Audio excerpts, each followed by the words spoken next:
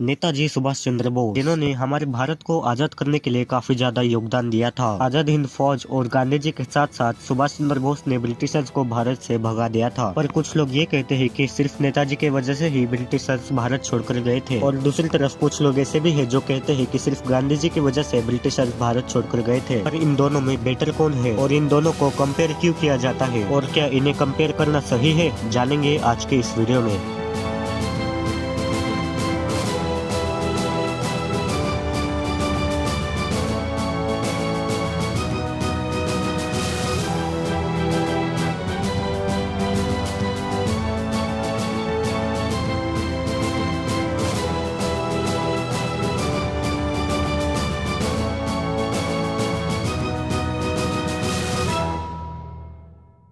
जब सवाल आता है कि कौन बेटर है, तो इसका जवाब है दोनों ही बेटर है। और सिर्फ ये दोनों ही बेटर या बेस्ट नहीं है, वो सब बेस्ट है जिन्होंने हमारे देश को आजाद करने के लिए अपनी जान गंवा दी। फॉर एग्जाम्पल भगत सिंह, राजगुरु और बहुत से ऐसे नाम है जिन्होंने हमें आजाद करने में बहुत सी मदद की। देश को आजाद करने के लिए सिर्फ गांधी जी और नेताजी को ही क्रेडिट नहीं जाता। गांधी जी हर बार अहिंसा के रास्ते पर चलते थे, जिससे उनको देश आजाद करने के लिए देश के काफी लोग उनके साथ आने लगे, और इससे गांधी जी को सफलता भी मिलती गई। और दूसरी तरफ नेताजी सुभाष चंद्र बोस, जिन्होंने गांधी जी से इंस्पायर होकर हमारे देश को आजाद करने के लिए और एक बड़ा स्टेप लिया। उन्होंने इंडिया की नेशनल आर्मी मतलब आजाद हिंद फौज को 21 अक्टूबर 1943 को अपने कब्जाया हुआ सिंगापुर में फॉर्म किया था। आजाद हिंद फौज ने वर्ल्ड वॉर 2 के दौरान एक्सिस पावर्स को मदद कर रहे थे, जिससे भारत को ब्रिटिश रूल से छुटकारा मिल सके। और हुआ भी कुछ ऐसा ही। वर्ल्ड वॉर 2 के बाद द ग्रेट ब्रिटेन मतलब ब्रिटिशर्स इतने कमजोर हो गए कि उन्हें अब मजबूरन इंडिया को इंडिपेंडेंस मतलब आजादी देनी पड़ी। और ऐसा कहा जाता है कि आजाद हिंद फौज ने ही ब्रिटिशर्स को भारत छोड़ने के लिए मजबूर कर दिया था। और इसी बात पर बहस चलती रही है कि सुभाष चंद्र बोस ने देश को आजादी दिलाई थी। पर मैंने आपको बताया था कि सुभाष चंद्र बोस गांधी जी से इंस्पायर्ड थे। तो इन दोनों में कंपैरिजन करना ठीक नहीं है, क्योंकि अगर गांधी जी ना होते तब नेताजी शायद कुछ अलग होते,